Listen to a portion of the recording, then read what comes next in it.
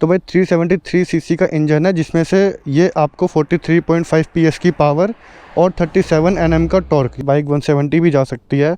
तो 150 की अगर मैं एक मिड रेंज लेके चल रहा हूँ तो इस बाइक में ब्रेक्स जो है वो बहुत तगड़ी मिलने वाली है आप लोगों को। पर एक चीज़ है कि भाई इसमें कंपनी 2 तरीके की ब्रेक्स प्रोवाइड कराती है। ये लगा लो आपको हर 20,000 किलोमीटर के बाद शॉकर भी चेंज करवाना पड़ सकता है इस बाइक का।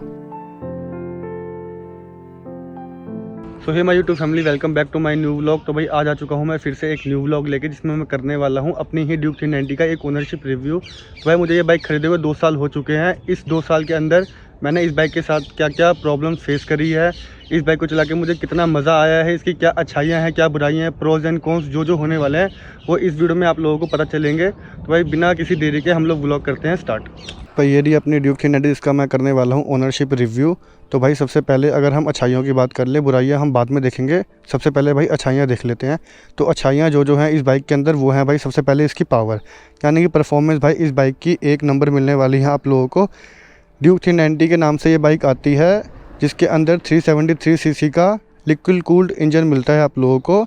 तो भाई 373 सीसी का इंजन है, जिसमें से ये आपको 43.5 पीएस की पावर और 37 एनएम का टॉर्क, यानी कि 37 न्यूटन मीटर का टॉर्क प्रोवाइड करता है, जो भाई 400 सीसी के अंदर सबसे ज़्यादा है। आप ये कह सकते हो कि भाई इतनी पावर और कोई 400 सीसी की बाइक प्रोवाइड नहीं करती है। भाई मार्केट के अंदर 400 सीसी में बहुत बाइकें हैं, लाइक निंजा 300 ले लो या डोमिनर 400 ले लो, RR 310 ले लो। RR 310 को भाई कई बंदे इससे कंपेयर करते हैं, बट वो भाई 300 सीसी के अंदर इंक्लूड होती है। तो भाई 400 सीसी में भाई ये बाइक जो पावर प्रोड्यूस करती है वो बहुत अच्छी है। अगर मैं आपको बताऊं, जैसे कि इसका थ्रोटल है, अगर आप भाई इसका थ्रोटल खोलोगे, लाइक अगर स्टार्टिंग से आप इसका थ्रोटल खोल रहे हो, तो भाई आपको इनिशियल जो फील होने वाला है वो बहुत तगड़ा फील होने वाला है। तो भाई इसका जो इनिशियल है भाई वो बहुत तगड़ा है। जैसे कि अदर बाइक्स जो होती है भाई उसमें थ्रोटल रिस्पॉन्स लेने में टाइम लगता है, बट इसमें जैसे ही आप थ्रोटल छोड़ोगे आपको पावर इसके अंदर फील हो जाएगी।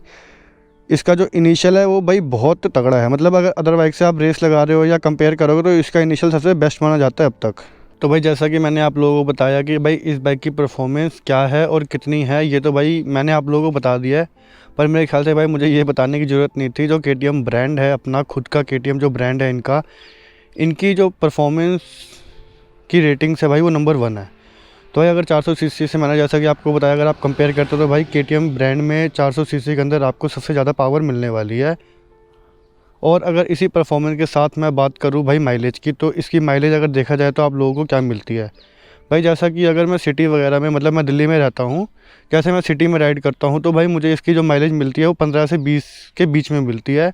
आप किस तरीके से कितनी रैश राइड करते हो, कितनी स्लो राइड करते हो, कितने अच्छे RPM पे आप बाइक चला रहे हो, ये उस पर पूरा डिपेंड करता है। लाइक अगर मैं बताऊँ आप लोगों को भाई, अगर मैं सिटी के अंदर ही, मतलब दिल्ली में अगर आराम से मैं बाइक चलाता हूँ तो मुझे भाई 20 तक की, 25 तक की भी माइलेज मिल जाती है। बट अगर मैं बात करूँ भाई हाईवेज़ की, जब मैं हाईवे पे निकलता हूँ, लाइक जैसे मैंने इस बाइक पे लद्दाख भी मारा है, और जो नॉर्थ के जितने भी हिल्स हैं मैंने ऑलमोस्ट सारे कवर करे हुए हैं इसी बाइक के ऊपर। तो भाई इस बाइक से जो मुझे माइलेज मिलती है हाईवे के ऊपर, जो स्टेट हाईवेज़ होते हैं बिना कर्व वाले, लाइक पहाड़ के जो हाईवेज़ होते हैं वो कर्व वाले होते हैं, उसमें गियर अप डाउन होते रहते हैं, तो वहाँ पर माइलेज का फ़र्क पड़ जाता है। बट अगर मैं स्टेट हाईवेज़ की बात करूँ तो भाई उस पर मुझे इस बाइक ने 36 तक की भी माइलेज दे रखी है। भाई मैं उसका बताता हूँ 36 की माइलेज मुझे कैसे मिलती। अगर आप बाइक 6 गियर पे, 6 गियर पे अगर आप बाइक चला रहे हो और 4,500 5,000 तक का मैक्सिमम RPM है, तो आपको ये बाइक 35 और 36 की भी माइलेज दे सकती है। तो भाई पहाड़ों पर तो माइलेज कम हो ही जाती है, क्योंकि भाई वहाँ पर गियर शिफ्टिंग होती रहती है, पावर बाइक ज़्यादा लेती है, यानी कि पेट्रोल ज़्यादा पीती है पावर निकालने के लिए। तो भाई जैसा कि मैंने आप लोगों को बताया, ड्यूक 390 की माइलेज आप लोगों को क्या मिलने वाली है पहाड़ों के ऊपर, स्ट्रेट रोड पे या सिटी के अंदर, जो भी है मैंने अभी आप लोगों को बताया है। तो भाई अगर मैं माइलेज के साथ आऊँ दूसरी चीज़ों पर, तो भाई माइलेज के अलावा है भाई इस बाइक का हैंडल। तो भाई ये जो हैंडल है इस बाइक का भाई ये बहुत ज़्यादा स्टेबल है। अगर मैं इस हैंडल की बात करूँ, अगर आप चल रहे हो भाई 100 की स्पीड में भी, तो भाई आपको कहीं पर भी ऐसा नहीं लगने वाला कि आपका हैंडल बोवल हो रहा है या कुछ होने वाला है। ये जो हैंडल है भाई बहुत तगड़ा है इस बाइक का।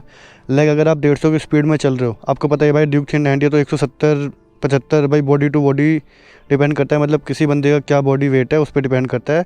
मैंने इस बाइक को 170 लगा रखा है। मेरा वेट अगर मैं आप लोगों को बताऊं तो 85 के आसपास है, तो आप ये लगा लो ये बाइक 170 भी जा सकती है।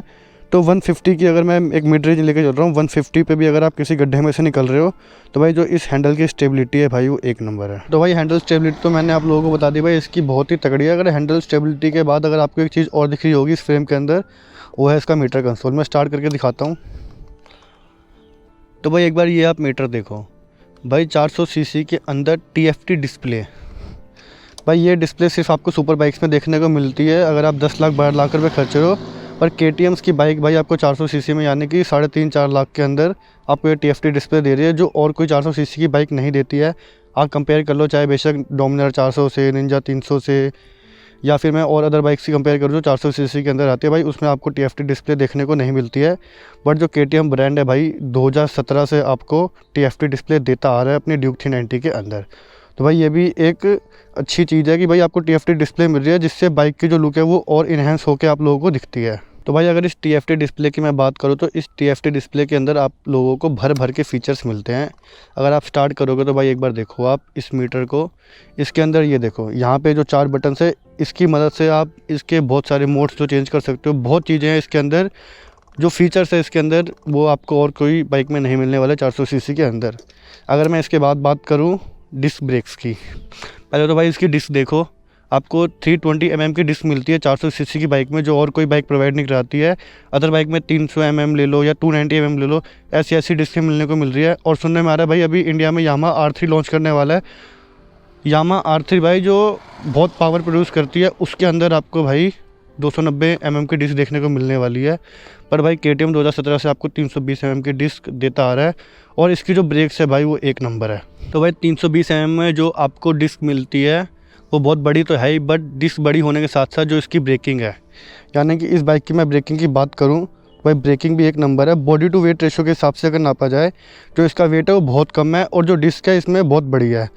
तो उसमें जो ब्रेक पैड्स कंपनी प्रोवाइड कराती है वो थोड़े से कॉस्टली पड़ते हैं आप लोगों को 3000 के आसपास, बट जो इसकी ब्रेकिंग है भाई वो बहुत बढ़िया है 400 सीसी में। अगर आपको इतनी परफॉर्मेंस मिल रही है तो जाहिर सी बात है भाई आप लोगों को ब्रेक्स भी अच्छी चाहिए होगी। तो इस बाइक में ब्रेक्स जो है वो बहुत तगड़ी मिलने वाली है आप लोगों को। पर कंपनी इसमें 2 तरीके की ब्रेक पैड्स आपको प्रोवाइड कराती है। एक आती है नॉर्मल ब्रेक्स जो होती है वो 300-400 की पड़ती है आप लोगों को, और एक आती है ब्रेम्बो की ब्रेक पैड्स जो इस बाइक की ब्रेकिंग को और ज़्यादा इन्हेंस करके प्रोवाइड कराती है आप लोगों को। यानी कि इसकी जो ब्रेक्स है, जो अगर आप ब्रेम्बो के ब्रेक्स डलवा रहे हो तो आपको इसकी ब्रेकिंग जो है वो अच्छी मिलने वाली है। और मैं तो भाई ये रिकमेंड करूँगा, अगर थोड़ा सा पैसा आप और खर्च लो, बट अगर आप डलवाते हो तो ब्रेम्बो की ब्रेक पैड्स ही डलवाना, तो भाई ब्रेकिंग इसकी बहुत अच्छी हो जाती है। तो भाई जैसा कि मैंने आप लोगों को इसकी कुछ गिनी चुनी अच्छाइयाँ बताई हैं, जो मेन पॉइंट्स हैं मैंने आप लोगों को वही बताए हैं। बट अगर मैं बात करूँ इसके कॉन्स की, तो भाई इसमें आपको क्या क्या थोड़ा सा बुरा दिखने को मिल सकता है, वो है सबसे पहले इसकी परफॉर्मेंस के साथ साथ इसका हीटिंग इशू। यानी कि अगर मैं आप लोगों को लेफ़्ट साइड से दिखाऊं, भाई मेरा BS4 वर्ज़न है, इसमें अगर आप बैंड पाइप देख रहे हो तो भाई वो यहाँ से जा रही है, ये देखो ये बैंड पाइप जा रही है। जो BS6 और BS7 मॉडल्स अब लॉन्च होने वाले हैं उसमें आपको बैंड पाइप नीचे से मिलती है, बट नीचे से देने के बाद भी वो हीटिंग इशू अभी तक कंप्लीट ख़त्म नहीं हुआ है। यानी कि आपको हीटिंग जो इशू है वो देखने को मिलेगा ही मिलेगा इस बाइक के अंदर। जो हीटिंग इशू है इस बाइक के अंदर भाई वो बहुत ही ज़्यादा है। गर्मियों में तो भाई हालत बिल्कुल ख़राब होने वाली है आप लोगों की, अगर आप ये बाइक परचेज़ कर रहे हो। ये एक थोड़ा सा कौन सा इस बाइक का। तो अगर हीटिंग इशू के साथ में बात करूँ भाई टायर्स और चैन सेट की, तो एक बार टायर देखो भाई, इसमें 150 सेक्शन का आपको टायर मिलता है, जो एक काफ़ी अच्छा लुक देता है आपको बैक साइड से इस बाइक का। और टायर के साथ साथ लेफ़्ट साइड में आपको चैन सेट भी दिख रही होगी। तो इन दोनों की बात मैं एक साथ कर लेता हूँ भाई, टायर और चैन सेट की। टायर और चैन सेट जो है इस बाइक का भाई वो हर 10,000 किलोमीटर पे आपको चेंज करवाना ही पड़ेगा। चैन सेट आप एक पल के लिए कह लो, अगर आप आराम से चला रहे हो तो आप भाई 15,000 तक इसको घिस लोगे, बट जो भाई टायर है वो आपको 10,000 के बाद चेंज कराने ही पड़ेंगे, क्योंकि भाई जो इसका टोटल रिस्पॉन्स है वो बहुत ज़्यादा है। जब टायर घिसेगा बिल्कुल लास्ट स्टेज पे हो जाता है तो भाई टायर क्या होता है वो स्लिप मारना शुरू कर देता है, तो इससे भाई एक एक्सीडेंट होने का भी खतरा हो जाता है थोड़ा सा। तो भाई टायर आप लोगों को 10,000 पे चेंज करवाने ही करवाने होते हैं। चैन सेट को आप थोड़ा खींच सकते हो अगर आप आराम से चला रहे हो, उसका भी एक रीज़न है क्यों। अगर आप आराम से चलाते हो तो भाई चैन सेट की जो गरारियाँ हैं वो जल्दी नहीं कटेगी, बट अगर आप रैश राइड करते हो तो भाई टायर तो घिस ही रहा है 10,000 किलोमीटर पे, बट जो चैन सेट की गरारियाँ हैं वो थोड़ी सी कम कटती है, तो इस वजह से आप चैन सेट को थोड़ा और चला सकते हो। तो आप ये लगा लो एक एवरेज 12-13 हज़ार पे आपको चैन सेट और टायर दोनों चेंज करवाने ही पड़ेंगे। तो भाई 12,000 के बाद आप लोगों को चैन सेट और टायर तो चेंज करवाने हैं। और उसकी मैं बात करूँ तो भाई 20,000 किलोमीटर के बाद। तो भाई मेरी बाइक तो 30,000 किलोमीटर चल चुकी है। तो भाई मुझे तो अब सब पता चल चुका है भाई इस बाइक में कब क्या चेंज करवाना होता है। तो भाई 20,000 किलोमीटर के बाद एक अप्रॉक्स मैं आपको बता रहा हूँ, ये 15 पे भी हो सकता है, ये 25 पे भी हो सकता है। एक अप्रॉक्स 20,000 किलोमीटर के बाद जो इस बाइक का शॉकर है, रियर शॉकर यानी पीछे का जो शॉकर है, ये आपको चेंज करवाना पड़ेगा। जो इसकी हाइट है, ये अगर आप गैप देख पा रहे हो तो जो इसकी हाइट है भाई वो कम होना शुरू हो जाती है। जो आपका पीछे वाला मरघाट है और आपकी जो टेल है वो दोनों टच होना शुरू हो जाएगी। और जो थोड़ी ग्राउंड क्लियरेंस होती है बाइक की, उस पर भी फ़र्क पड़ जाता है शॉकर की वजह से। तो आप ये लगा लो आपको हर 20,000 किलोमीटर के बाद शॉकर भी चेंज करवाना पड़ सकता है इस बाइक का। तो भाई यही कुछ 4-4, 5-5 पॉइंट्स से इस बाइक के बारे में, कुछ अच्छे या कुछ बुरे। आप ये कह लो कि भाई जो भी बाइक है, चाहे ड्यूक 390 हो चाहे कोई अदर बाइक्स हो, भाई हर बाइक में कुछ ना कुछ प्रोस एंड कॉन्स होते हैं। तो भाई वो तो एक नेचुरल चीज़ है मशीन के अंदर। बाकी भाई ड्यूक 390 जो मशीन है भाई वो बहुत ही बढ़िया है। अगर आप ख़रीदना चाहते हो तो भाई इसको बेफिक्र होकर ख़रीद सकते हो, ऐसी कोई भी दिक्कत नहीं है। माइलेज, परफॉर्मेंस बाइक आपको एक नंबर मिलने वाली है इस बाइक के अंदर। तो भाई अगर मेरा व्लॉग आप लोगों को अच्छा लगा है, मेरा ओनरशिप रिव्यू आप लोगों को अच्छा लगा है, तो भाई ये वीडियो जितनी हो सके उतनी शेयर करो उन लोगों तक जो ड्यूक 390 परचेज़ करना चाहते हैं और या फिर परचेज़ कर चुके हैं, या उनको क्या क्या फेस करना पड़ सकता है आगे चलकर, उन लोगों तक ये वीडियो भाई फैला दो। और भाई प्लीज़ चैनल को सब्सक्राइब करना मत भूलना। तो मिलते हैं आप लोगों को सीधा नेक्स्ट व्लॉग के अंदर।